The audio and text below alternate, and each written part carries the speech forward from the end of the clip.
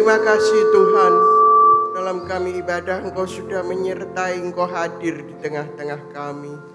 Terima kasih Tuhan, buat segala pujian yang kami naikkan, boleh naik sebagai dupa harum kehadirat-Mu, dan boleh menyukakan hati-Mu. Tiba saatnya kami sekalian anak-anak-Mu Tuhan, akan menerima seluruh kebenaran firman-Mu.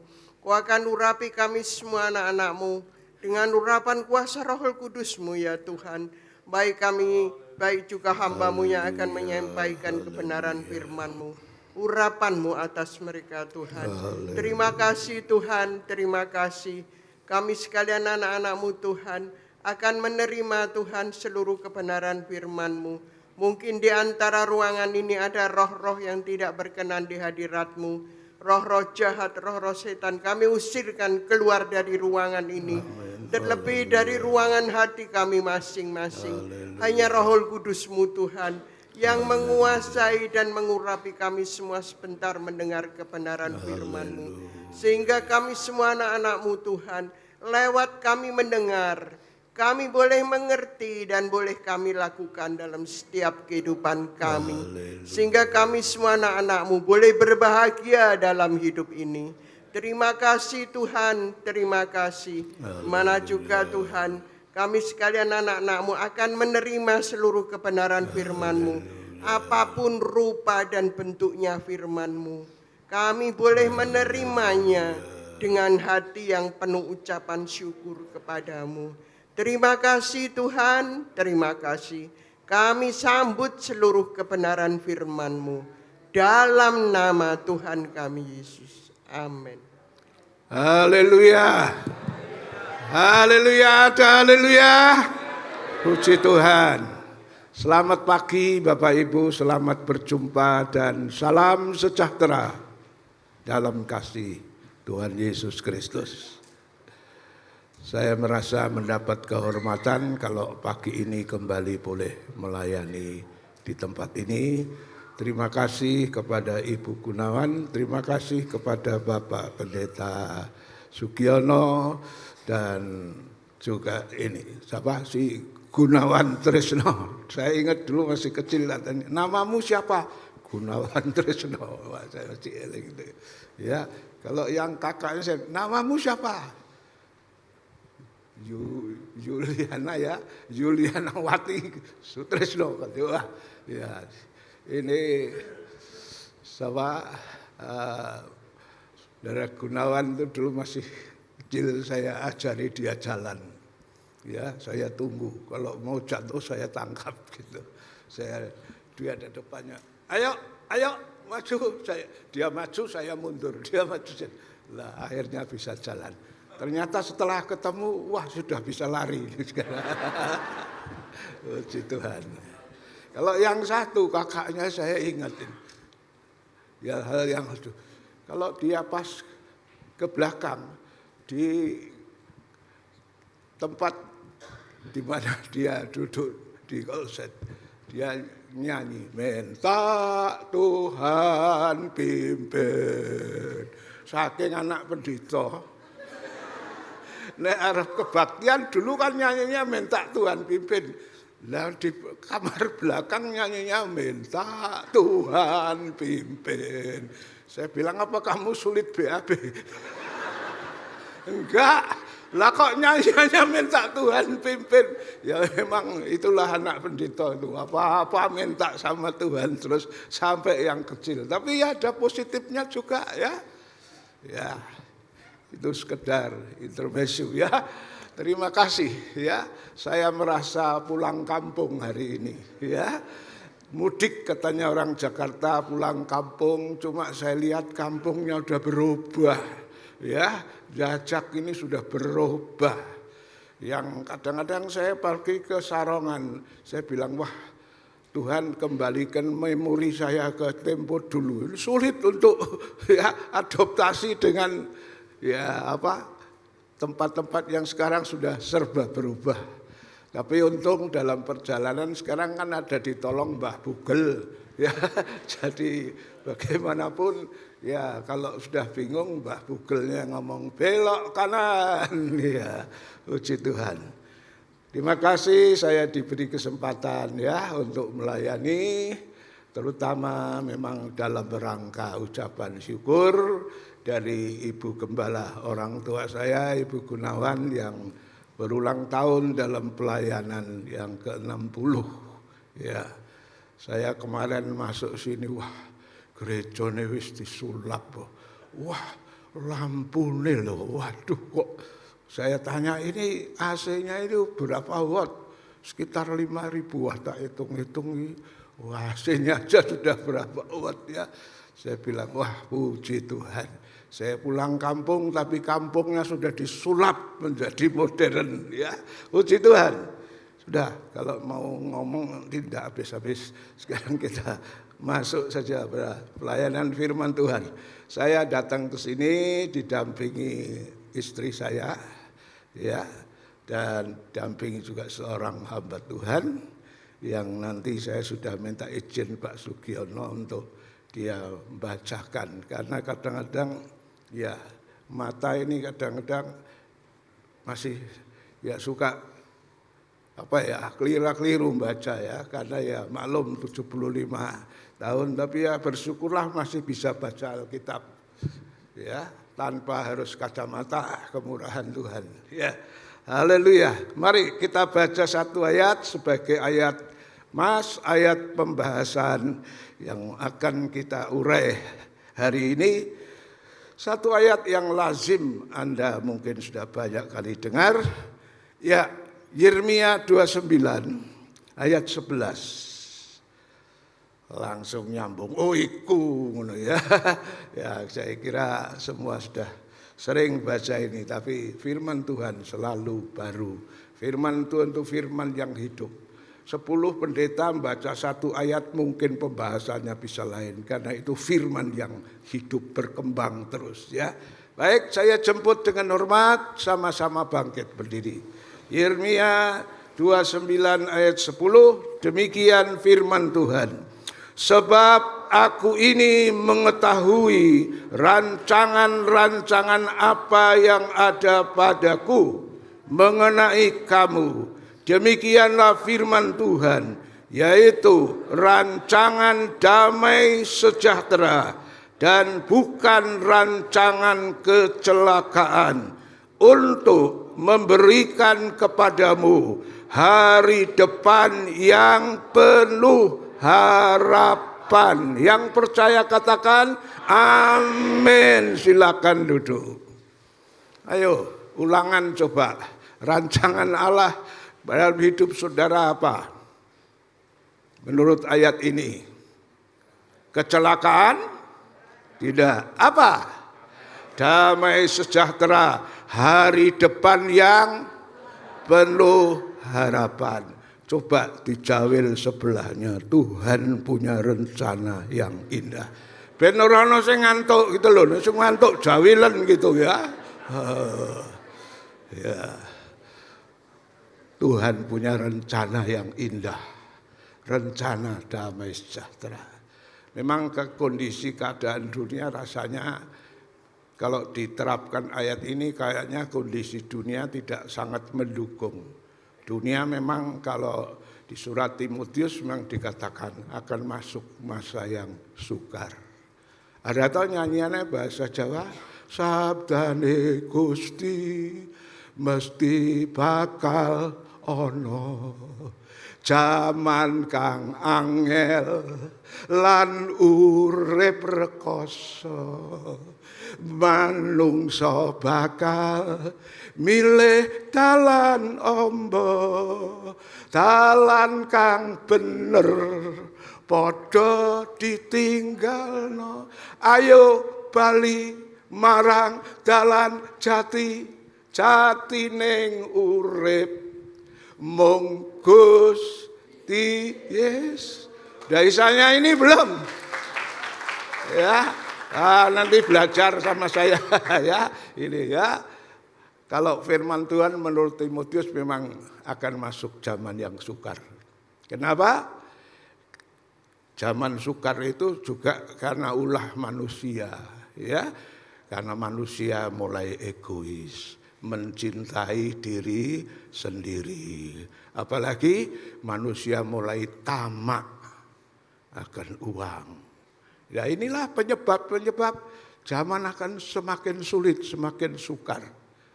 Sekarang ini ya sudah rada sukar, tapi belum klimaksnya, saudara.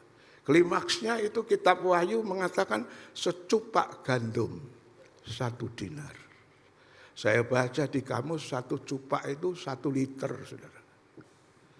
Ya, ada orang Israel kan tidak makan nasi, makannya roti dari gandum ya, dari tepung. Secupak gandum 1 dinar.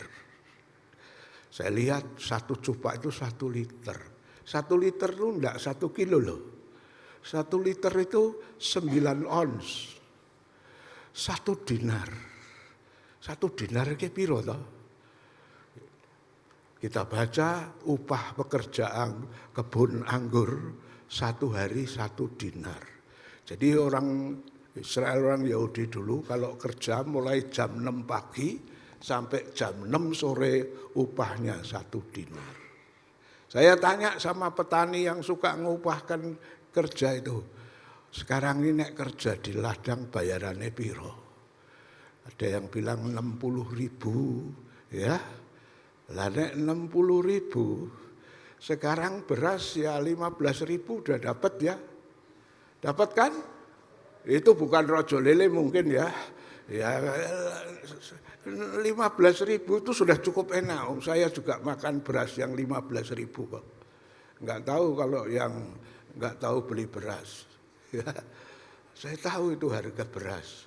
Ya kalau 60.000 ya 1 hari beras 15.000 dapat berapa kilo? 4 kilo. Nanti klimaks akhir zaman kesusahan 1 dinar 1 cupak. Jadi wah sing anake 3 4 rekoso ya. Lawang nyambut gawe sedina oleh ming 1 liter lho. Pomone nek sing wah perutnya tangkinya gede-gede itu wah 1 orang 1,5 liter itu ya.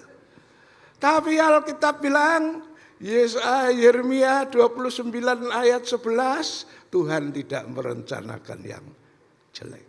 Rancangan damai sejahtera, hari depan yang penuh harapan. Itulah sebabnya jadi orang Kristen tidak usah khawatir. Kalau kau serius sama Tuhan, burung di udara jadi pelihara, apalagi Anda. Ya, puji Tuhan. Nah sekarang pertanyaannya gini, kenapa sih di tengah-tengah kesulitan dunia Tuhan merencanakan yang baik? Apa kira-kira iso? Saya ingat peristiwa Israel di Mesir, ya, yang lain kena tulah, tapi Israel yang tinggal di Gosen ada bedanya, saudara. Sama-sama urip neng dunia, podo-podo urip neng dunia. Kalau saudara serius sama Tuhan, ada bedanya pasti, pasti ada bedanya. Banyak orang bilang pendeta neng desa iki rekoso, saya bilang tinggal pendeta nih. Tinggal bagaimana kita melayani. Kalau kita serius sama Tuhan, neng desa pun Tuhan bisa pelihara. Karena Tuhan bilang diberkati yang di kota, berkati yang di ladang. Berarti di kota sing neng kutha, di ladang ku sing neng desa. Pendeta desa pun bisa saja urip neng desa rezekine rezeki kutha. Bisa. Ya, Mas Dukul aja ngomong gitu kok. Mas Dukul kan ngomong wajah desa, rezeki kutha. Ya, jadi yang penting tinggal kita serius sama Tuhan. Ya, jadi kenapa sih itu? Tetap punya rencana yang baik. Ora usah wedi, saudara. Ya, Tuhan tetap punya rencana yang baik. Kenapa sih Tuhan tetap merencanakan yang baik? Jawabannya adalah ya. Tuhan punya rencana yang baik karena Tuhan kita tuh Tuhan yang baik. Coba Matius 7, 9 sampai 11. Ya, saya minta Pendeta Jeffrey tolong bisa baca Matius 7, 9 sampai 11. Matius pasal 7 ayat 9 sampai 11. Adakah seorang daripadamu yang memberi batu kepada anaknya jika ia meminta roti, atau memberi ular jika ia meminta ikan?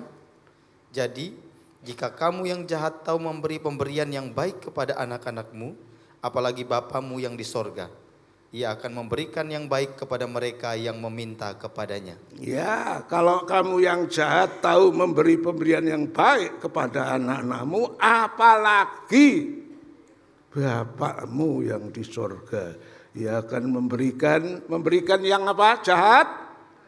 Yang baik kepada mereka yang memintanya. Jadi karena Tuhan kita Tuhan yang baik, Dia selalu merencanakan dan memberikan yang baik, ya. Manusia yang kebaikannya saja terbatas masih bisa kalau sama anaknya memberi yang baik. Apa ono ceritane misalnya seorang anak, Pak, lapar Pak, minta roti. Bapaknya tidak ada duit. Walaupun tidak punya duit, nggak mungkin lalu ngambil batu, nyoh panganen ki. Itu bapak perlu dibawa ke porong teman itu. Tidak ada ceritanya. Anaknya dijak ibunya ke pasar kemana. Bu, lapar, minta ikan. Ibunya tidak punya duit pas pasar. Oh, ada ular lalu dipegang. Ya Allah, panganan. Itu perlu dibawa ke porong yang gitu-gitu tuh. Ya. Lah kalau bapak yang jahat saja bisa memberi yang baik, apalagi Bapakmu yang di surga, ya. Jadi ingat, Tuhan punya rencana yang baik. Cuma perlu tahu untuk sampai ke sana itu ada prosesnya. Tidak ujuk-ujuk, ya. Tidak serta-merta langsung baca ini, wah sekarang tidak punya duit, besok pulang gereja langsung duitnya miliaran, tidak mungkin, ya itu ngerampok nanti ya. Ada prosesnya. Ingat tidak ceritanya Yusuf? Sejak dari rumah bapaknya dirancangkan apa sama Tuhan? Dirancangkan yang baik kan, semua orang menghormati Yusuf, ya. Sampai saudaranya tunduk-tunduk. Mimpi yang kedua malah 11 bintang, matahari, bulan sujud menyembah sama Yusuf. Warang diceritakno termasuk bapaknya marah loh. Mosok, wah aku bapakmu nyembah-nyembah kamu. Wah kamu itu memang tukang ngarang. Wah saudaranya cek.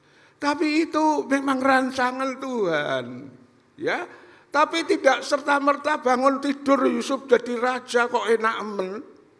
Ada proses, saudara. Prosesnya apa? Yusuf lewat dimasukkan sumur. Enak enggak masuk sumur, saudara? Ya, itu saya tahu mlebu sumur kan.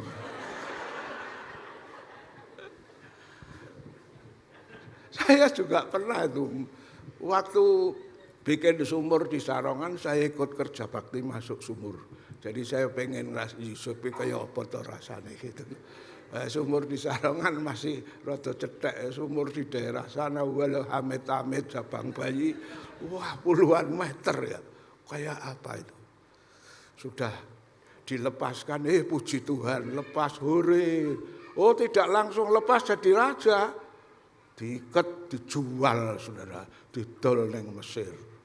Sana sudah kerja baik-baik saja, akhirnya masih dapat fitnah, ya. Wong istrinya Potifar sing nyenengi karo Yusuf, kedanan karo Yusuf, kok malah Yusufnya dituduh katanya mau memperkosa. Langsung dimasukkan penjara tanpa keputusan hakim. Paling soro itu ya. Mlebu penjara tanpa keputusan hakim. Nek ana keputusan hakim lumayan, setahun 2 tahun sudah genah ling ngitung. Wah ndak tanpa keputusan hakim ki jangan-jangan sampai masa tuamu, sampai putih rambutmu, sampai masuk liang kubur. Wah. Tapi Tuhan punya rencana baik. Wah, akhirnya dilalah kersane ngalah nggih. Oh, rajane ngimpi ora ana sing iso nerangno. Yusuf bisa menerangkan. Yusuf diangkat jadi apa itu perdana menteri atau bagian yang ngurusi pangan tuh, menteri pangan itu mungkin ya, suruh terus dari manapun datang sama Yusuf untuk beli makanan, termasuk saudara-saudara Yusuf akhirnya memang nyembah sama Yusuf untuk bisa beli gandum. Ya, jadi Tuhan punya rencana yang baik sama Yusuf, tapi ada proses, saudara. Ya, jangan takut diproses, karena Allah tetap punya rencana yang baik. Rencana baik Allah tidak selamanya instan ya, tapi ada proses. Jadi kalau ada saudara yang sedang diproses, sing sabar lan mantep, tekan pungkasane ya. Kalau saudara nggak sabar ya wis rencana Allah bisa gagal ya. Nah, sekarang pertanyaannya gini. Apa kira-kira itu Tuhan punya rencana yang indah sementara kita hidup di dunia yang makin sulit? Apa kira-kira bisa ya?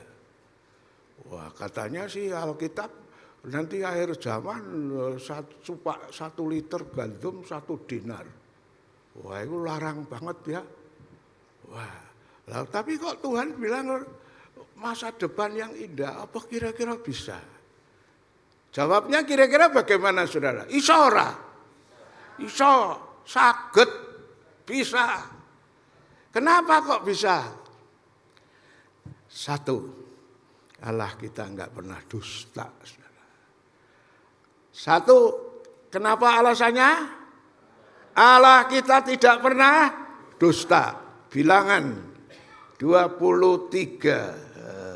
Ya, bilangan pasal 23. Ayat 19, tolong dibaca, Dev. Bilangan 23 ayat 19, Allah bukanlah manusia sehingga ia berdusta, bukan anak manusia sehingga ia menyesal. Masakan ia berfirman dan tidak melakukannya, atau berbicara dan tidak menepatinya? Iya, Allah bukan manusia yang suka berdusta. Ya, Gusti Allah ki dudu menungso sing cok ngapusi. Jadi rupanya manusia sudah dapat stempel. Karena wis kakehan sing tukang ngapusi. Di sini ada ya? Ada enggak yang tukang ngapusi? Ada enggak? Kalau ada ngacung nanti tak doakan pelepasan. Tapi Alkitab bilang Allah bukan manusia yang suka berdusta. Jadi karena sudah kakean menungso tukang ngapusi, menungso dapat stempel. Stempelnya apa? Dusta. Nah, barangkali kalau dulu-dulu suka dusta, ya wis ora apa-apa, saiki bertobat. Masa lalumu Tuhan tidak ingat. Kalau hari ini engkau bertobat, ya. Tapi kalau yang terus-menerus ngapusi terus, walaupun saudara sergap neng gereja, walaupun saudara ikut pelayanan barang, ya, kalau Anda tetap ngapusi terus, kau bilang aku anak Allah. Tapi Yohanes 8 ayat 44 ngomong apa? Coba Jeff dibaca.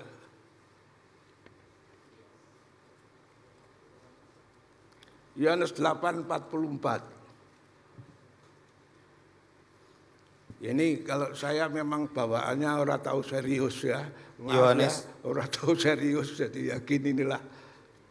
Yohanes 8 ayat 44, iblislah yang menjadi bapamu dan kamu ingin melakukan keinginan-keinginan bapamu. Ia adalah pembunuh manusia sejak semula dan tidak hidup dalam kebenaran, sebab di dalam dia tidak ada kebenaran. Apabila ia berkata dusta, ia berkata atas kehendaknya sendiri, sebab ia adalah pendusta dan bapa segala dusta. Iya. Dulu sing biyen roti-roti kelemben-kelemben, ya. Biyen saiki ya. Biyen suka ngapusi, sing penting sekarang bertobat. Kalau enggak bertobat, Yohanes 8:44 bilang, bapakmu itu iblis, jadi kamu niru sifat bapakmu. Apa mau? Siapa yang mau donekno anake setan? Tidak ada ya? Nah, bertobat. Leren le ngapusi. Wah, nak dagang orang ngapusi, orang iso bati, sapa ngomong. Abraham itu jujur, diberkati Tuhan. Ya, Abraham jujur terhadap sesama dan terhadap milik Tuhan. Abraham itu jujur dan ternyata Abraham semakin diberkati. Ya, Allah tidak pernah dusta, Allah tidak pernah ngapusi, dan karenanya itu apa yang ia sampaikan pasti akan digenapi. Pasti akan digenapi. Biar apa? Gunung. Biar bumi biar bulan tak bercahaya lagi. Biar takkan matahari tak bersinar lagi, tetapi Tuhan Yesusku tak pernah ingkar janji. Semua yang difirmankannya pasti akan digenapi. Dunia boleh masuk masa sukar. Kristen yang serius ada bedanya. Ya, pasti itu.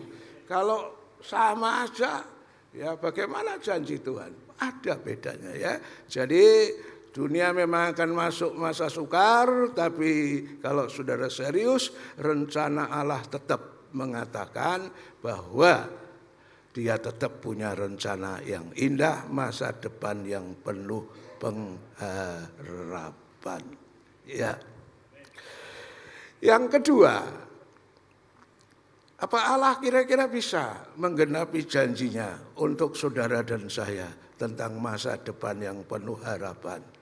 Janji Allah tidak berubah, ya. Dan yang kedua alasannya adalah karena Allah itu punya kuasa menyampaikan yang Dia janjikan. Ya, kadang-kadang manusia itu ada yang memang suka dusta. Tapi ada manusia yang sebetulnya aslinya tidak mau dusta. Hanya keadaan yang memaksa. Ya. Saya punya tetangga dulu, anaknya pinter-pinter, sekolahnya mesti ranking terus. Tapi ekonominya sangat minim karena suaminya enggak pinter kerja. Ya. Nah, datanglah familinya, saudara-saudara dari Jakarta, lalu bilang gini, anakmu ki pinter loh, kudu ditutup le sekolah, kuliah. Zaman saiki nek ora kuliah, somben mikuli uyah. Pokoknya harus sekolah terus. Perkara biaya jangan khawatir, nanti kalau sudah lulus ke Jakarta, kami yang tanggung. Bener nih, setelah lulus, ya papanya membawa anaknya ke Jakarta. Untuk apa? Nagih janji. Setelah sampai sana, kakaknya bilang, sorry ya, saya itu ya isi eling loh, masih ingat saya janji. Tapi maaf, karena keadaan. Dulu waktu saya janji ekonomi saya jaya. Sekarang ini saya itu banyak kapusan, tertipu gini-gini. Saya sendiri lagi pailit, lagi bangkrut. Bagaimana bisa membiayai? Akhirnya bapaknya, anaknya pulang, bapaknya kecewa sekali. Dan karena kecewa tidak lama kok orang sehat-sehat tahu-tahu kena itu loh. Kanker darah itu apa? Leukemia apa? Leukemia apa itu ya? Kena kanker darah. Tidak lama sudah saya pinjami mobil bawa ke Semarang apa. Ya, hati-hati loh dengan pikiran, hati-hati dengan hati. Itu ngerogoti kesehatan. Itulah sebabnya ada ayat dan nyanyian hati yang gembira. Hati yang gembira adalah obat yang manjur. Terus apa lagi? Hati yang senang, sing seneng wae urip digawe sing seneng, apa susah-susah wong punya Tuhan ya. Tapi ya kudu nyambut gawe, aja seneng-seneng nyanyi tok. Orang nyambut gawe, ndak ada ceritanya gedhuk tiba saka langit itu ndak ada. Nek ana ceritane gedhuk tiba saka langit nanti males kabeh. Ya. Ya, ini ya, Saudara. Ya, saya khawatir Tuhan janjinya Tuhan tuh ya kalau manusia ada yang tidak mau dusta tapi keadaan yang memaksa. Seperti contoh tadi ya, sebetulnya tidak mau ngapusi tapi kondisi yang membuat dia tidak bisa menepati janji. Kalau Tuhan kita Tuhan yang berkuasa kok bisa menepati. Coba Roma 4:21.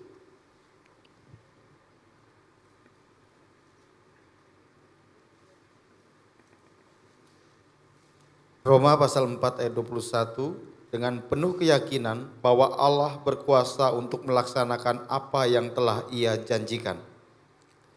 Iya, dengan penuh keyakinan Allah kenapa? Berkuasa untuk apa? Melaksanakan apa yang Dia janjikan. Ini konteks ini ceritanya Abraham ya. Abraham itu dijanjeni sama Tuhan. Besok keturunanmu seperti bintang di langit, pasir di tepi laut. Ini suatu gambaran lukisan saking akeh ya dilukiskan. Coba hitung bintang di langit. Sampai mubeng mungkin sampai kejengkang apa ya. Ora iso ngitung bintang. Seperti pasir di tepi laut. Coba kalau enggak percaya, saudara ngambil pasir satu genggam, hitungan piro cacahe. Apa orang duwe gawean kengangguran ngitungi pasir. Ya. Mbok nyambet gawe ngitungi pasir sak genggam. Waduh. Ora iso dihitung. Tuhan janji gitu. Tapi sampai masa tua janji itu belum datang. Tapi Abraham tetap yakin. Di ayat 18 dikatakan meskipun tidak ada dasar. Coba bacakan itu. Roma 4 ayat 18. Roma 4 ayat 18, sebab sekalipun tidak ada dasar untuk berharap, namun Abraham berharap juga dan percaya bahwa ia akan menjadi bapa banyak bangsa menurut yang telah difirmankan. Demikianlah banyaknya nanti keturunan. Ya, meskipun tidak ada dasar untuk berharap. Kenapa?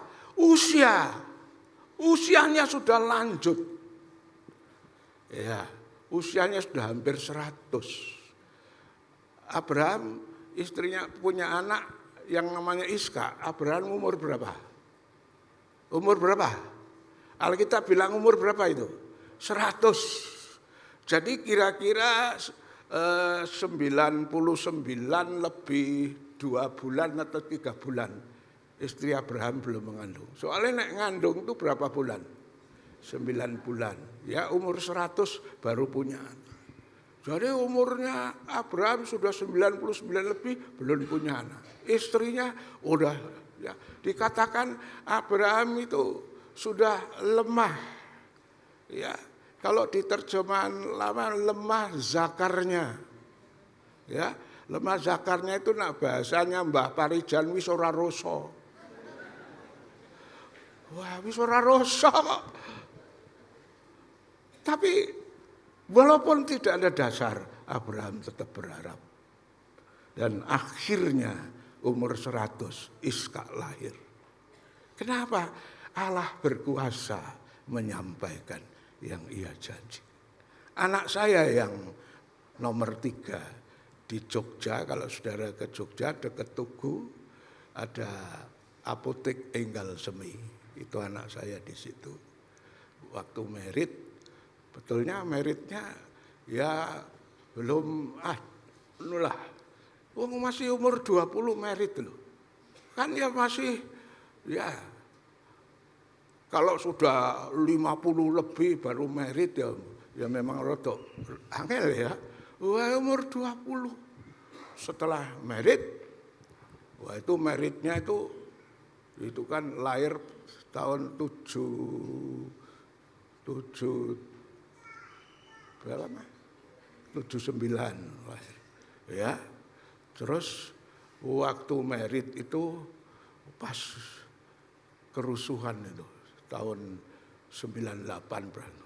Sampai waktu merit saja mau dibawa dari ke gereja ke tempat merit itu kita harus minta bantuan polisi.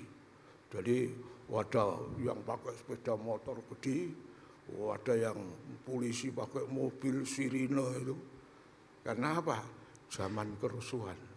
Jogja kan kena imbas juga itu. Jadi kita rada piye nanti nek kena gangguan lapor polisi. Jadi saya pikir iki kok kaya ambulan itu. Padahal nganten ya. Wah, itu. Umur 20 setelah merit periksa dokter. Dua-dua diperiksa sama dokter, dokternya bilang, "Pak, Bu, bagaimanapun saya nggak bisa tolong. Karena Bapak sendiri ada kelainan. Ibu ini juga ada kelainan. Dua-dua ada kelainan dan tidak mungkin punya keturunan." Dia telepon, ngomong sama saya bilang, ora usah rungokno iku omongane dokter. Memang dia ngomong gitu sesuai dengan pengetahuannya. Tapi Alkitab bilang Allah berkuasa menyampaikan. Yuk doa bareng. Ayo kita doa. Kamu di Jogja, saya di Paran. Ayo doa terus. Setelah doa terus, tidak lama saudara, anak saya itu mengandung. Dan lahirlah anak pertama, cewek. Sudah gitu, berapa tahun kemudian, jaraknya mungkin ada 5 tahun atau berapa ya, 4 tahun, lahirlah anak yang kedua, cowok. Nah setelah anak sudah bisa jalan, ini anak saya pergi lagi ke dokter profesor spesialis kandungan itu lagi ke situ.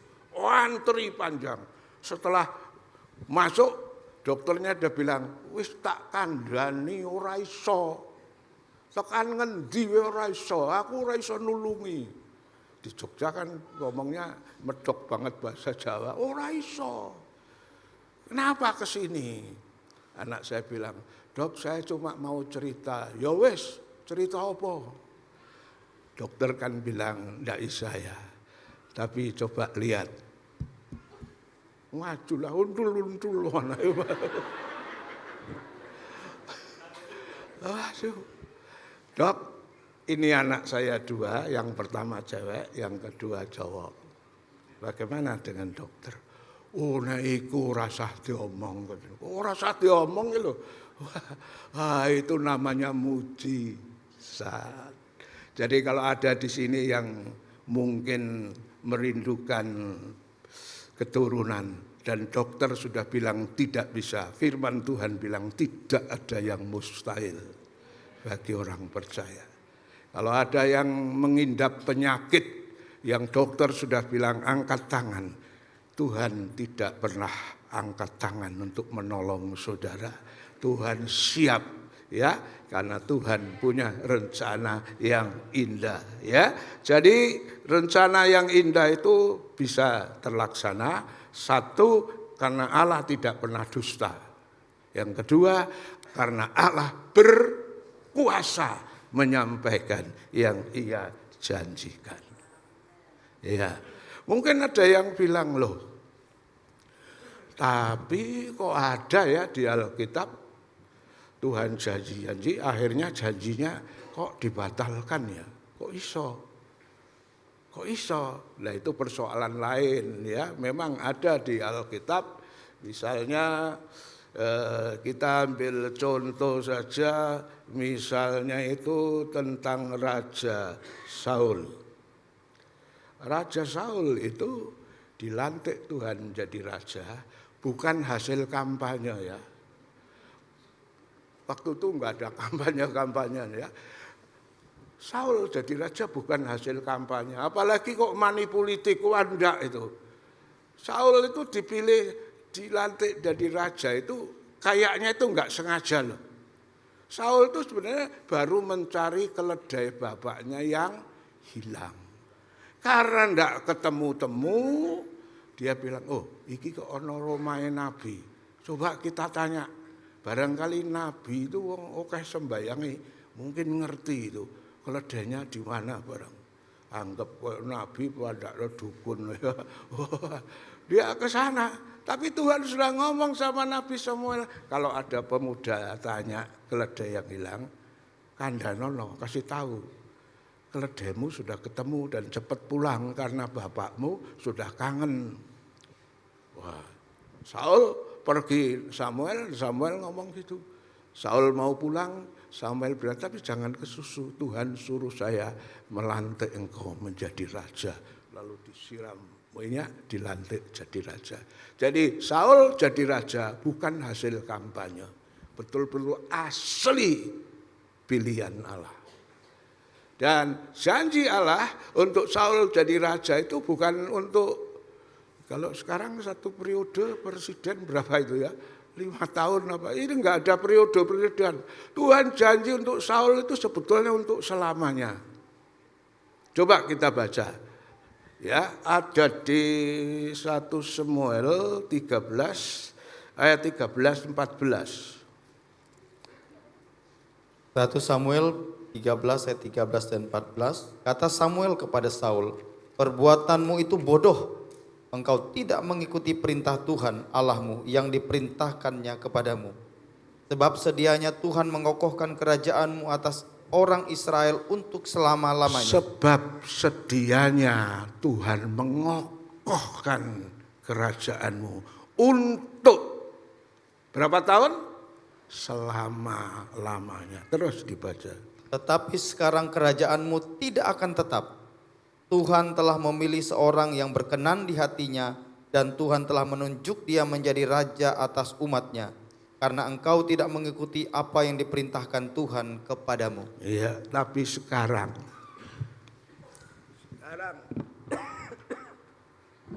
mohon izin minum dulu ya Bapak Ibu.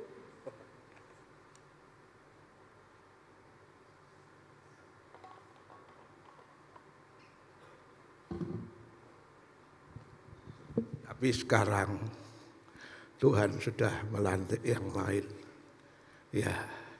Jadi Tuhan itu sebetulnya awalnya punya rencana. Dinasti Saul memerintah Israel selama-lamanya. Apakah Allah dusta? Sebetulnya Allah enggak mau dusta. Ya. Apakah Allah tidak berkuasa? Allah berkuasa. Tapi masalahnya Saul ya di dalam masa pemerintahnya dia tidak lagi taat sama firman. Terutama ada roh kesombongan.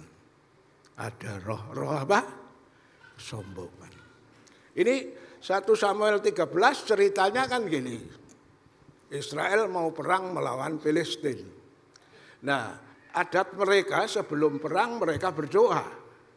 Nah, waktu mereka berdoa minta pimpinan Tuhan, ada ritual pengorbanan domba atau apa. Ritual yang harus dikerjakan. Nah, untuk ritual persembahan korban bakaran itu tugasnya imam. Tugasnya siapa? Imam. Nah, cuman Samuel sudah janjian ditunggu dan ditunggu. Rupanya sudah 7 hari Samuel tidak datang. Ya kalau secara manusia sih rasanya ya masuk akal lah. Kalau di Jakarta telat 1 jam itu alasan klasik. Alasan klasik apa Pak? Macet. Kalau di sini bilang macet ya orang masuk akal, masih lancar ya. Ya, saya pernah saudara nganten Nanyar mau honeymoon ke Jakarta, Saya pikir wah sore kan ada kebaktian, saya ikut kebaktian sore aja. Pagi itu saya masih tidur enak gitu ya, 6:30 masih tidur. Wah tak tutuk-tutuk no kuwesel lah. Tahu-tahu kakak ipar saya bangun, cepet bangun. Kenapa? GKI Halimun, jemaat sudah siap, tidak ada pengkhotbah. Betulan kakak saya ikut majelis. Lalu saya buang, ayo cepet bangun. Masa hamba Tuhan nggak siap? Itu GKI, aku orang ngerti liturgi ini. Wes pokoknya maju. Ya sudah, maju. Orang nggak sempat mandi, pokoknya cuci muka, asal main semprot aja, minyak sing akeh men. Ya, saking tergesa-gesa berangkat sampai di gereja, langsung didoakan masuk di konsistori.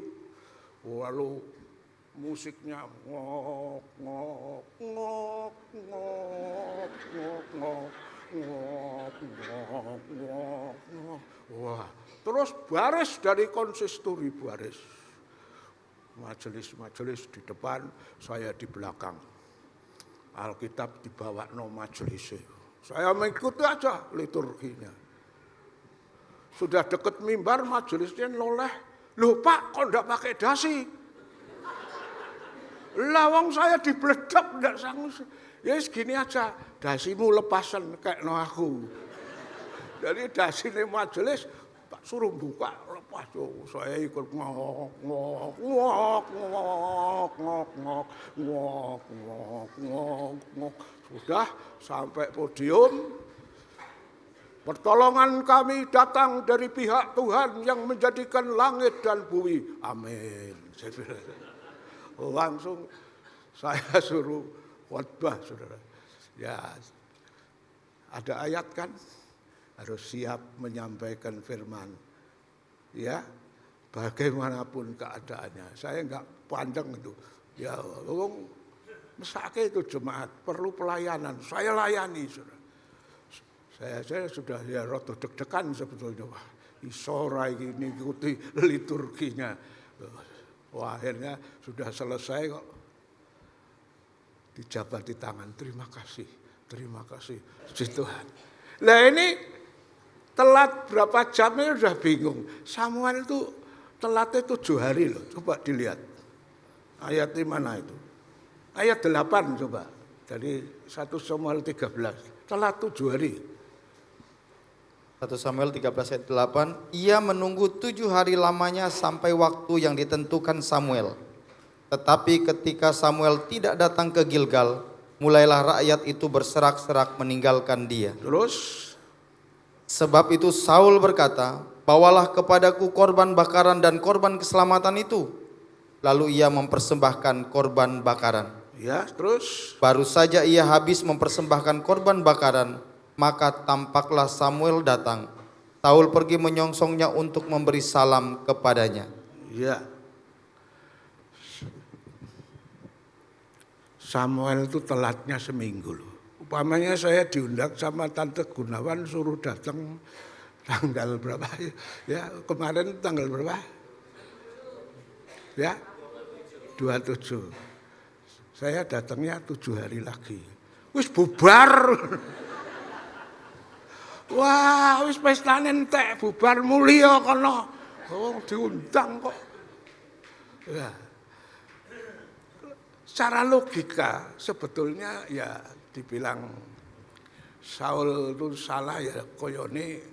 Ya wong Samuel telat kok seminggu loh. Enggak tahu tuh, mungkin diare atau apa sih si Samuelnya ya sehingga lemes ora iso teko-teko. Tapi dulu belum ada HP. Kalau ada HP, tolong maaf ya, saya lagi diare ini.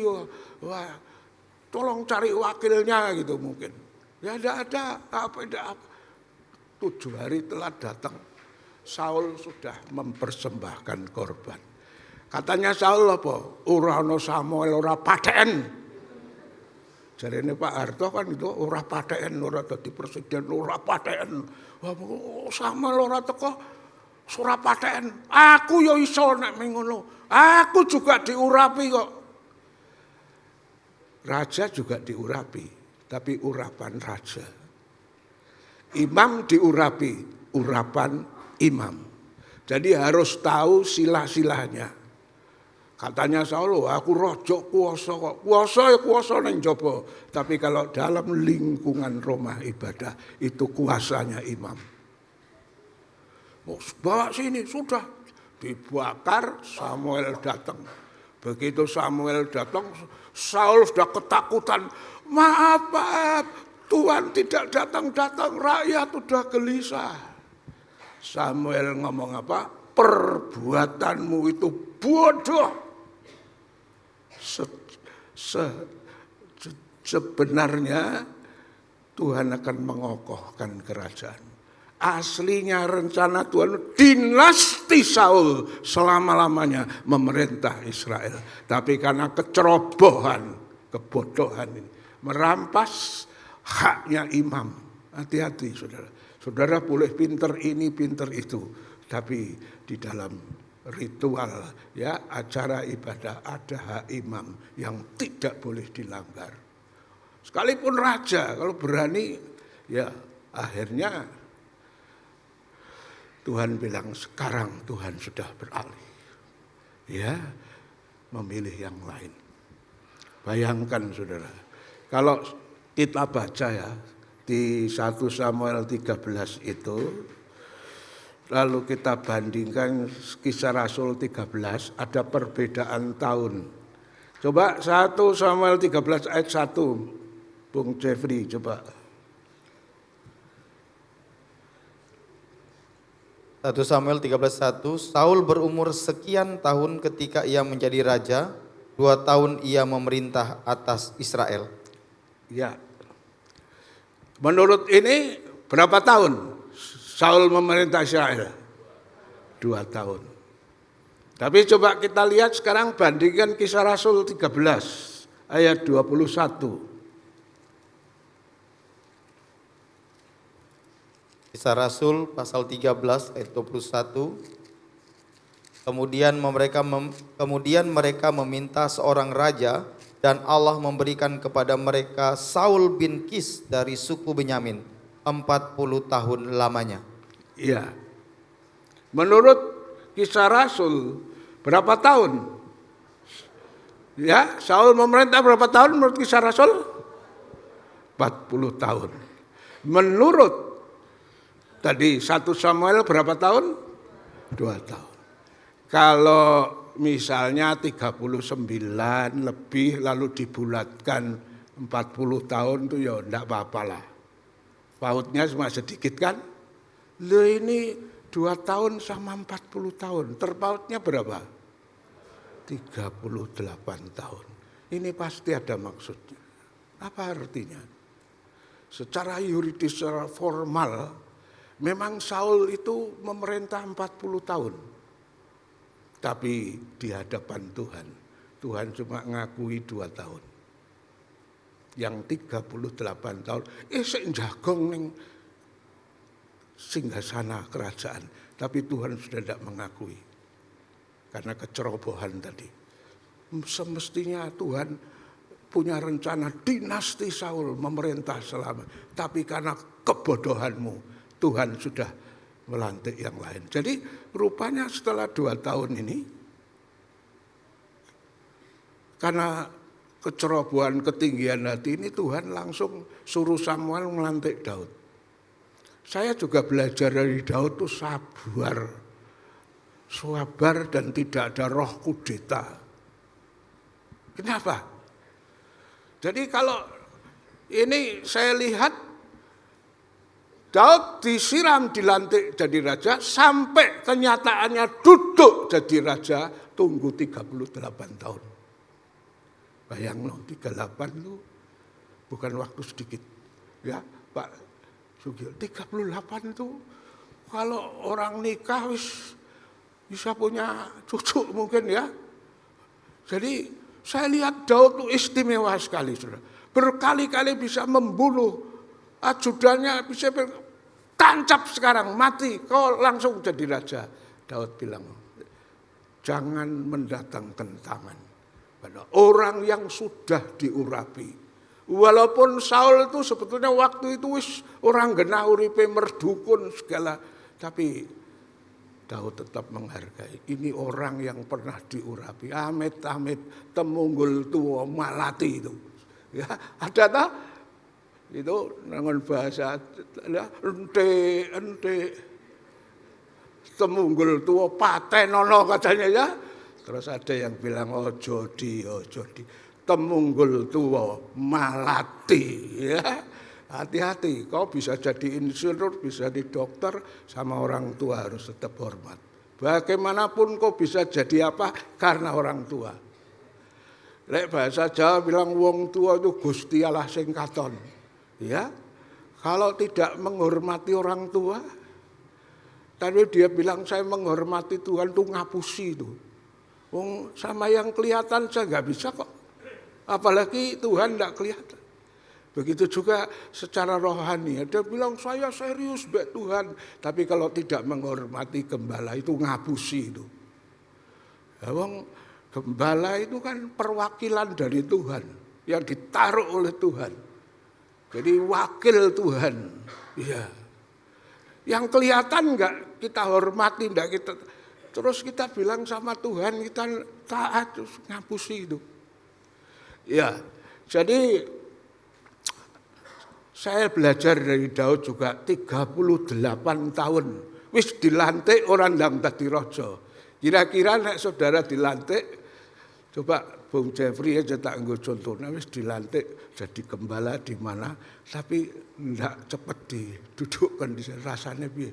Lah aku kok mung diumum ketok, tapi enggak pernah gitu ya, mesti ya. Ini nunggunya 38 tahun, saudara. Sabare Daud.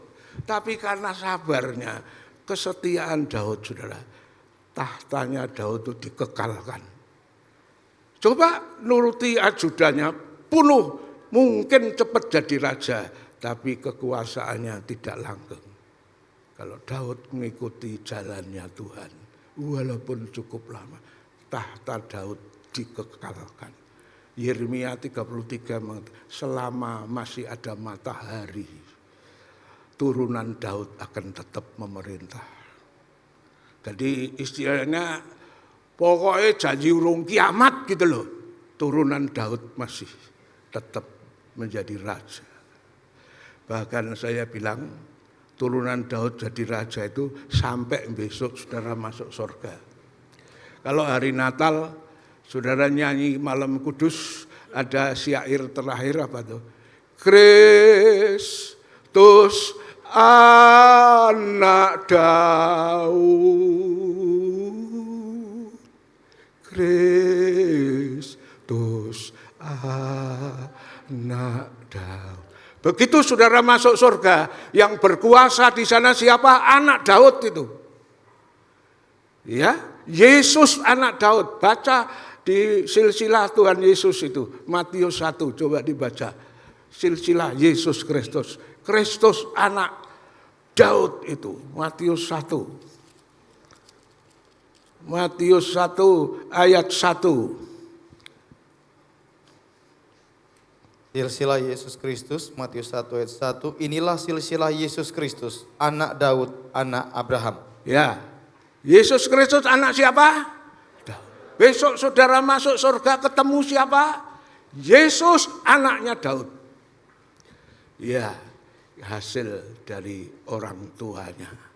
Ya, sabar, mantep, tidak ada ambisi untuk berontak atau apa. Walaupun sudah dilantik, nunggu waktu lama, dia tetap biar Tuhan sendiri nanti. Ya, akhirnya tahtanya dikekalkan. Ya, nah sementara yang namanya Saul sudah dilantik jadi raja. Baru 2 tahun sudah kemelinti. Apa ya? Kemelinti apa ya? Ya, mentus. Orang Jawa Tengah mentek. Nah, akhirnya Saul secara ini jadi raja memang 40 tahun, tapi di hadapan Tuhan cuma diakui 2 tahun. yang 38 tahun itu anggap aja pupuk bawang atau apa ya. Wah, Tuhan enggak. Ya. Jadi kalau saudara ingin dipromosikan untuk hal yang lebih baik, jadilah jemaat yang taat. Jemaat yang serius baik Tuhan, hormati pimpinanmu dalam gereja. Maka engkau akan dipromosikan untuk hal-hal yang lebih baik lagi. Iya. Berikutnya, ini kekeliruan daripada Saul adalah tidak hanya tinggi hati sombong, tapi Saul itu pada akhirnya tidak dengar-dengaran. 1 Samuel 15, 22 dan 23. 1 Samuel 15 ayat 22 dan 23. Tetapi jawab Samuel, apakah Tuhan itu berkenan kepada korban bakaran dan korban sembelihan, sama seperti kepada mendengarkan suara Tuhan? Sesungguhnya mendengarkan lebih baik daripada korban sembelihan, memperhatikan lebih baik daripada lemak domba-domba jantan. Sebab pendurhakaan adalah sama seperti dosa bertenung, dan kedegilan adalah sama seperti menyembah berhala dan terafim. Karena engkau telah menolak firman Tuhan, maka ia telah menolak engkau sebagai raja. Dengar-dengaran lebih baik dari korban. Korban memang perlu, pekerjaan Tuhan membutuhkan yang saudara korbankan. Tapi jangan saudara kira kalau sudah berani korban, lalu engkau bisa bertindak semaunya. Biarpun korbanmu banyak, engkau harus tetap taat sama firman Tuhan. Karena dengar-dengaran lebih baik dari korban. Ya, biasanya orang yang dengar-dengaran itu suka korban. Iya tak? Tapi orang yang suka korban belum tentu dia dengar-dengaran. Ada loh duitnya banyak, korbannya banyak, tapi tujuannya ingin menguasai gereja. Ingin supaya semuanya nurut. Itu korban yang ya dasarnya bukan mengasihi Tuhan. Tapi orang yang dengar-dengaran yang nurut firman Tuhan, otomatis walaupun aslinya medit sekali, kalau dia dengar-dengaran, dia pasti suka korban. Ya, jadi kita lihat di sini, saudara, itu penyebabnya. Tuhan punya rencana yang baik, tapi karena dia tidak nuruti firman, maka dalam perjalanan baru berapa langkah sudah di-cut sama Tuhan. Ya, saya percaya kalau Anda termasuk orang yang setia, nurut firman Tuhan, mungkin kau memulai dari yang kecil ya. Tapi Tuhan bilang, engkau tidak akan selamanya ekor. Ya, karena aku menentukan engkau untuk menjadi kepala pimpinan. Kalau engkau nurut firman Tuhan, keadaanmu mungkin, kalau engkau jadi karyawan, mungkin karyawan yang ya. Di Teraji ada satu pemuda sudah lulus sekolah, lontang-lantung. Saya bilang, kamu pengen kerja? Iya, saya kasih rekomendasi kerja di family saya yang punya perusahaan. Dia kerja. Saya tanya, kerjaanmu apa? Saya ini suruh nyapu-nyapu kantor, suruh ngelap-lap. Ya wis ora apa-apa, dijalani dulu. Waktu gaji pertama, dia menghadap saya berapa tahun yang lalu itu, 225.000. Kenapa? Ya awal jadi tukang sapu, ya. Lama-lama dipercayai jaga gudang. Lama-lama ditanya iso nyetir. Ora iso. Tak leske nyetir, dileske nyetir. Lalu lama-lama suruh kirim barang. Dan saya memang pesen, kowe nek nyambet gawe aja kaya kebo sing pokoke kok ngene tok. Perhatikan kerjaan itu bagaimana. Dia perhatikan. Ya. Dia perhatikan. Lama-lama saudara, dia karena sudah berumah tangga, dia minta izin pamit api-api sama bosnya untuk keluar. Dan setelah keluar, puji Tuhan, sekarang dia punya perusahaan sendiri. Ya, di Surabaya ada, di Jakarta ada, di mana ada. Ya, mulai setia dengan perkara yang kecil, nanti dipercayai yang besar. Kalau baru yang kecil orang genah ya jangan harap dipercaya yang besar. Daud itu contoh dari setia yang kecil. Akhirnya dipromosikan. Tahtanya Daud itu kekal sampai mlebu swarga, sing merintah swarga turunan Daud.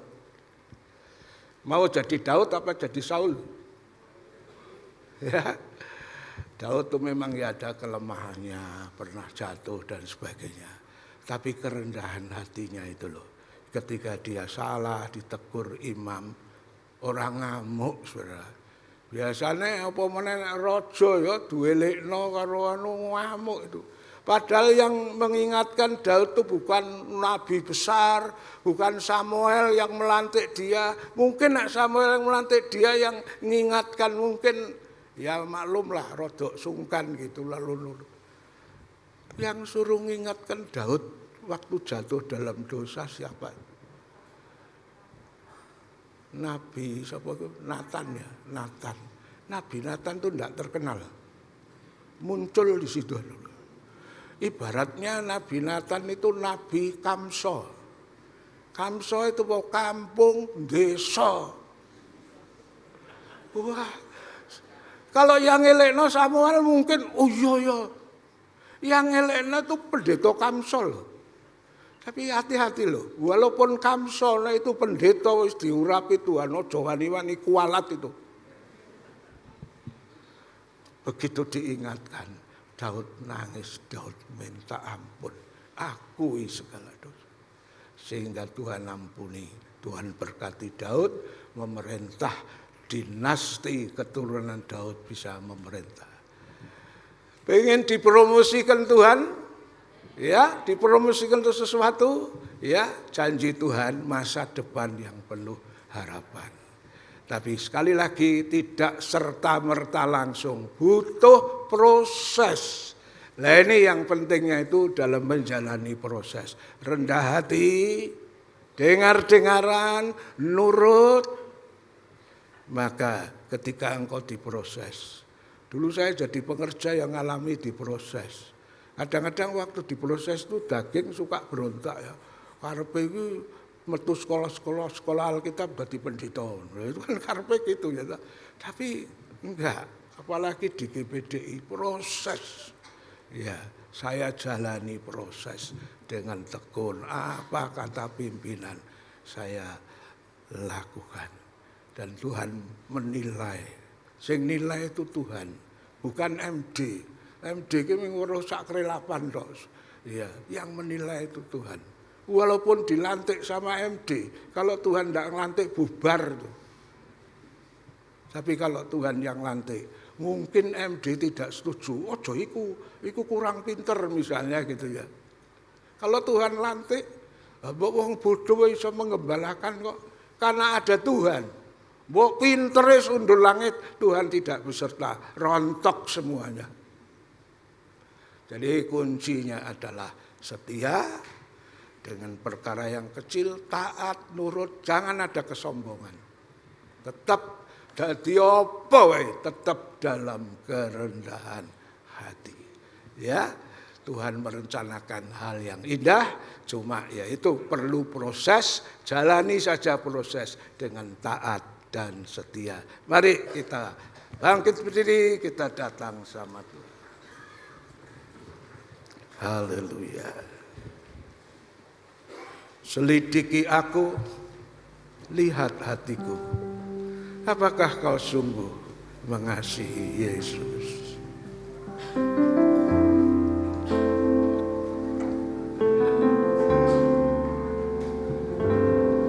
Selidiki aku Tuhan.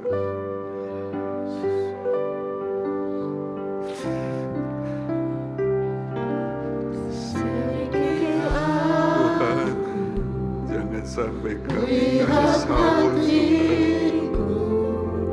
Apakah ku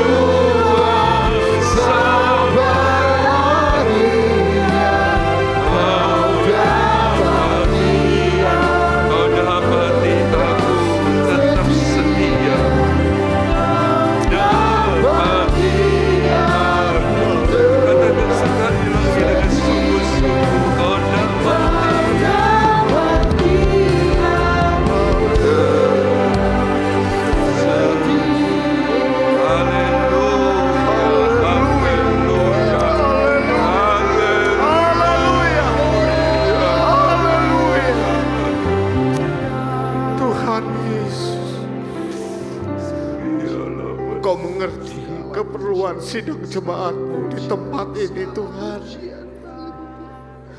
Engkau sangat mengasihi seluruh sidang jemaat-Mu di tempat ini Tuhan. Haleluya. Firman-Mu sudah diberitakan. Ajarkan kami sebagai sidang jemaat-Mu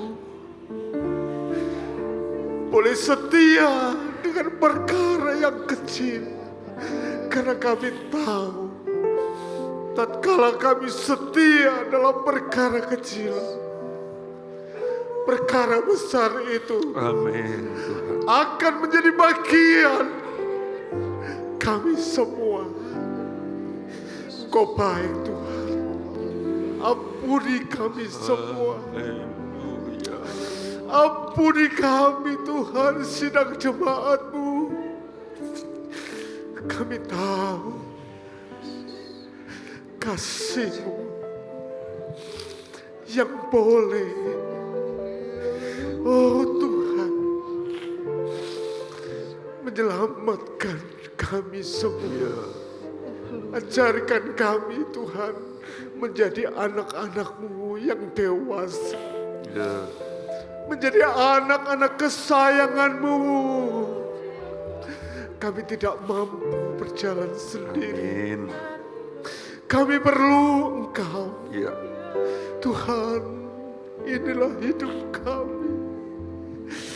Tuhan, Kau menyelidiki Tuhan seluruh hati kami. Apa yang menjadi kesalahan kami, apa yang menjadi kekeliruan kami, Tuhan tolong ya Bapa. Seperti firman-Mu dikatakan, Ya. kami tidak mau menjadi Saul, tetapi kami ingin menjadi Daud ya Bapa. Oleh sebab itu bentuklah kami. Kami rindu Tuhan, seluruh sidang jemaat-Mu di GPDI Jajak ini Ya.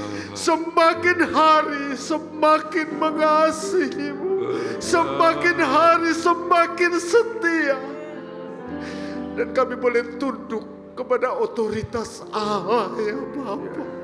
Terima kasih Bapa di dalam surga. Terima kasih. Meteraikan Tuhan kebenaran firman-Mu atas kehidupan kami semua, supaya Tuhan, gereja-Mu, Kasih Tuhan.